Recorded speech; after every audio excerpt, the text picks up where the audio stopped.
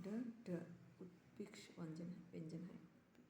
अंतस्थ व्यंजन उनके उच्चारण में जीभ, नाक, ताल, दांत, ओष्ठ परस्पर पास आते हैं परंतु पूर्ण स्पर्श नहीं होता। अंतस्थ व्यंजन नालिक, ताल, नालिकपై दांत, दंताలు, ओष्ठ पेदाలు स्पर्श नहीं होता।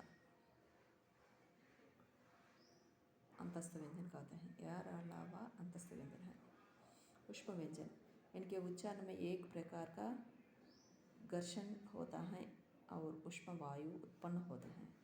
వేడిగా వెచ్చని గాలి వస్తుంది, వీటిని ఉష్మ వ్యంజన అంటారు। ష ష ష शलगम, ష षटकोण, स ह पुष्प व्यंजन कहते हैं। संयुक्त व्यंजन ये दोनों व्यंजनों के मेल से बनते हैं।